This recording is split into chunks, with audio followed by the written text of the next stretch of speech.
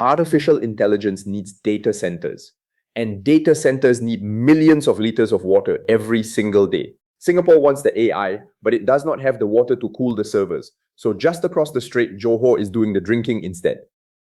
Welcome to the ASEAN angle. The global race for artificial intelligence is usually framed around microchips, algorithms, and cloud infrastructure. But behind every server farm sits a fundamental physical reality that tech giants rarely talk about: water and power. Singapore has positioned itself as Southeast Asia's primary digital vault, yet its severe land and resource constraints mean it cannot quench the thirst of the very infrastructure it demands. To understand where that burden actually goes, we have to look across the narrow body of water separating two nations. Act 1. The dust that won't wash off. Every morning, a resident in Iskandar Puteri wipes down the exact same surfaces: the family car, the front porch, and the balcony rail. It never stays clean for long. Surfaces: the family car, the front porch, and the balcony rail. It never stays clean for long. Just behind this quiet residential housing estate, heavy construction crews are leveling the ground to build one of Southeast Asia's largest artificial intelligence data center complexes. As the machinery churns through the earth, a steady cloud of fine dust hangs in the tropical air, settling across every home and garden the local wind can reach. What used to be a peaceful residential neighborhood has quietly transformed into an active, heavy industrial zone, and the residents are feeling the physical consequences before the servers even turn on. For the people living in these housing estates, the transformation happened with startling speed. One resident recalled buying their home specifically for the tranquil scenery, attracted by the rolling greenery and forested hills sitting directly behind the property. Today, those forested hills no longer exist. They have been stripped bare and flattened by excavators to make way for massive concrete foundations. The visual transformation of the neighborhood is a constant reminder that the digital cloud is not invisible or weightless. It requires physical land, massive earthworks, and heavy machinery, fundamentally reshaping the local environment for the communities that live right along its perimeter. In February 2026, nearly 50 residents representing approximately 1,000 households across nearby housing estates gathered along a roadside in Gelang Patau, Johor.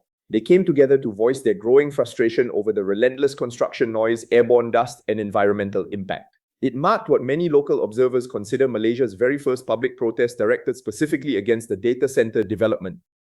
The facility developer did not send anyone out to address the crowd's concerns. Local police maintained a watchful presence along the perimeter, and after 90 tense minutes in the morning heat, the crowd dispersed without incident. But the underlying friction remained entirely unresolved. The facility being constructed in Gelang Patau is designed to house advanced artificial intelligence infrastructure for a major Beijing-based cloud operator. Yet the residents gathered on the road were not protesting corporate ownership, international politics, or cloud technology itself. Their concerns were far more immediate and grounded in daily survival: relentless dust ruining their homes, heavy traffic disrupting their roads, and the massive long-term demand for local water supplies. When a hyperscale facility moves into a quiet suburban boundary, the friction is rarely about geopolitical strategy. It is about the immediate human cost of living right next to an industrial giant.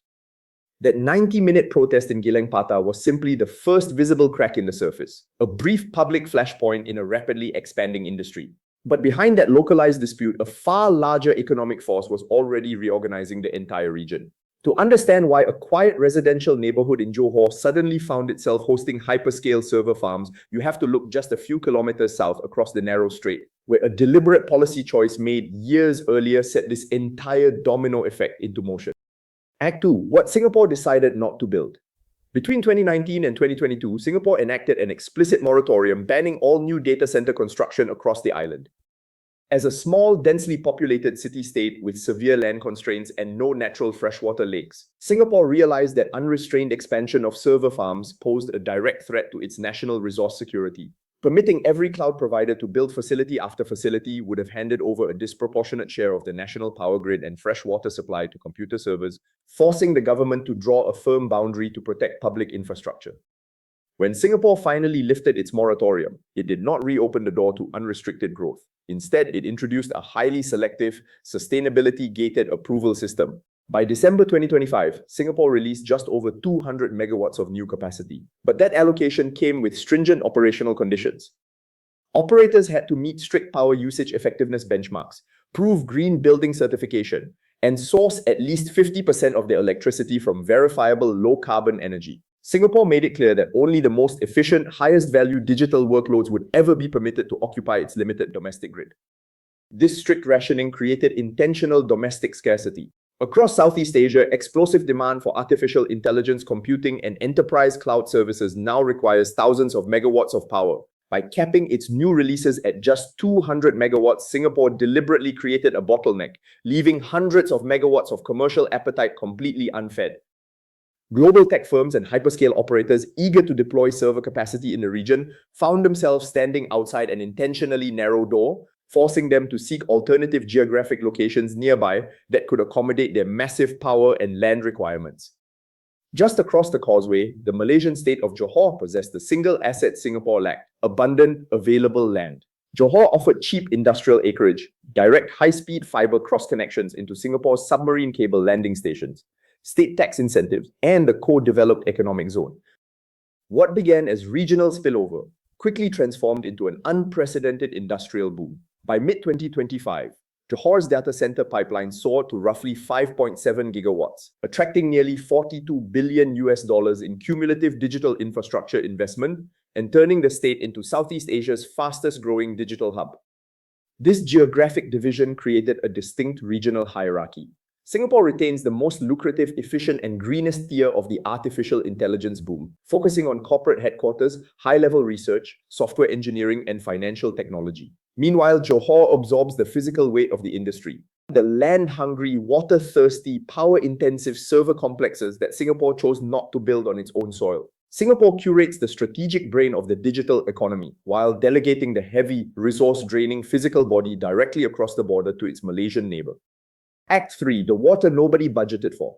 The primary challenge of hosting thousands of high-performance artificial intelligence servers in a tropical environment comes down to heat. To prevent delicate microchips from overheating, facilities require continuous cooling. In warm, humid climates, the most cost-effective solution is evaporative cooling, a process where massive volumes of fresh water are pumped through heat exchangers, evaporated into steam, and vented directly into the open atmosphere. Unlike industrial systems that recycle their water in closed loops, evaporative cooling permanently consumes every single drop, releasing it as atmospheric vapor that is gone forever from the local supply. The sheer volume of water required by these facilities is staggering. A single 100-megawatt data center using traditional evaporative cooling can burn through more than 4 million liters of fresh water every single day. Across the major industrial states of Johor, Selangor, and Negeri Sembilan, combined data center water demand is projected to reach 800 million liters daily. Yet local utility infrastructure was originally designed to supply less than one-fifth of that volume. As of early 2025, only a small fraction of operating facilities in Johor had secured formal long-term water allocations from utility authorities. This massive industrial demand operates on an uncomfortably narrow safety buffer. Johor's domestic water reserve margin sits at approximately 14%. That thin cushion means any prolonged dry weather spell or unexpected river pollution event instantly places severe stress on local water treatment plants. Because tech giants and residential households draw their fresh water from the exact same municipal utility system, every additional liter allocated to cool an artificial intelligence server directly reduces the buffer available to supply local families, neighborhood businesses, and agricultural farms during times of drought. This systemic resource pressure is what brought those 50 residents onto the road in Gilang Patap. It was never just about dusty cars or heavy truck traffic. It was the realization that essential municipal resources like fresh water and clean air were being reallocated to support global technology infrastructure without local consultation.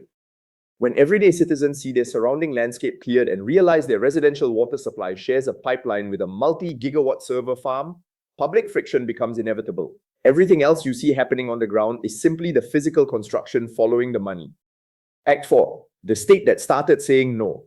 Recognizing the unsustainable strain on its domestic resources, the state government of Johor realized it could not simply grant unconditional approvals to every incoming developer. By late 2025, state leaders began implementing firmer regulatory boundaries, shifting away from aggressive capital acquisition towards strict environmental oversight. Johor decided to take control of its industrial trajectory, proving that even a rapidly growing economic hub must eventually draw a firm line when essential public utilities and community welfare are placed at risk by unchecked corporate expansion. Under the updated regulatory framework, Johor established a strict efficiency floor, banning the least efficient facility designs outright. Older evaporative designs could consume up to 50 million litres of water daily, nearly 200 times what a modern closed-loop recycling facility uses. A new state vetting committee now scrutinizes every incoming proposal against rigorous power efficiency, mandatory residential buffer zones, and water conservation standards. Crucially, operators are now required to draw from industrial reclaimed water networks, rather than tapping into the treated potable water supply meant for human consumption. At the national level, Malaysia's federal government began targeting a speculative practice known as phantom demand. Speculative developers and cloud operators would frequently request and reserve massive allocations of electricity and water capacity to secure grid priority, only to leave those allocations sitting unused for years while waiting for prospective buyers. To end this artificial hoarding of vital public infrastructure, federal regulators introduced strict financial penalties against companies that lock up utility grid capacity without actually constructing operational facilities, forcing speculative operators to either build or relinquish their reserved capacity. There is a clear, sustainable way forward for this digital expansion. If technology operators embrace closed-loop cooling systems that recirculate their internal water supply and rely exclusively on recycled industrial water, Johor's digital boom can continue to expand safely. Under this model, the state earns significant tax revenue, creates high-value engineering jobs, and builds modern infrastructure without imperiling its local ecosystems or surreptitiously depleting the shared municipal water table that surrounding communities rely on for their daily livelihoods. However, a far more challenging reality exists alongside that optimistic vision. Malaysia's national power grid remains over 80% dependent on fossil fuels, primarily coal and natural gas. Meeting the immense, uninterrupted power demands of incoming global hyperscalers has already forced utility planners to approve plans expanding domestic gas-fired generation capacity by 50%, while cloud corporations showcase carbon-neutral pledges in their global marketing campaigns. Powering their regional server farms on the ground currently requires burning significantly more fossil fuels, driving up local carbon emissions. These severe bottlenecks are creating major operational delays across the state. In several industrial parks in Johor, new facilities face power grid connection delays of up to 18 months. Due to these infrastructure constraints, state authorities rejected roughly 3 in 10 new data center applications in 2024. This leaves policymakers facing a profound economic dilemma. Do they continue accepting massive foreign capital investment that fails to cover its true environmental and resource costs? Or do they begin turning away global tech firms, risking their status as Southeast Asia's premier digital market? Act 5. Landlord or partner. Regional economists have a specific term for the structural risk facing Johor in this cross-border arrangement: becoming a digital landlord rather than an equal technology partner. In a landlord relationship, a state provides raw physical assets, cheap land, electrical power, natural water, and heavy construction tolerance, while remaining excluded from the high-value commercial, technical, and intellectual gains generated by the technology itself. It is an asymmetric dynamic that leaves the host nation bearing the environmental burdens while the long-term wealth accumulates somewhere else entirely.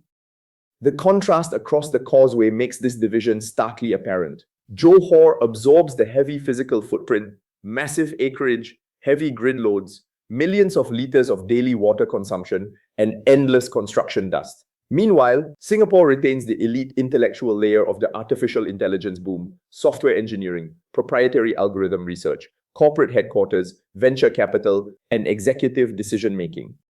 Singapore captures the high-margin economic value of the digital era, while offloading the heavy environmental and resource costs onto the state right next door. Malaysia's federal leadership is actively trying to rewrite this economic bargain. Under its new industrial master plan, the government is linking future facility approvals to mandatory commitments from foreign tech giants. Operators must provide genuine technology transfer, create high-paying engineering and technical jobs for local citizens, and invest directly in domestic renewable energy infrastructure. However, whether these ambitious policy mandates can successfully withstand the overwhelming wave of global capital currently pouring into Johor remains an open and critical question for the nation's economic future. Ultimately, the true impact of this digital boom returns to what the resident in Iskandar Puteri sees when looking out their window every morning. The tranquil greenery and forested hills that originally drew them to the neighbourhood are gone, replaced by the sprawling physical machinery of a digital economy they will likely never work in directly. Somewhere across the strait, a high-efficiency server farm sits quietly in an air-conditioned room, running the precise workloads that made that sacrifice necessary, operating cleanly, efficiently, and entirely on someone else's water. Who really pays for digital progress is not always the one who benefits from it. I am Hero the Hornbill, and this is the ASEAN angle. If this episode gave you a new way of seeing the region, subscribe so you do not miss the next one. New episodes weekly, link in the description.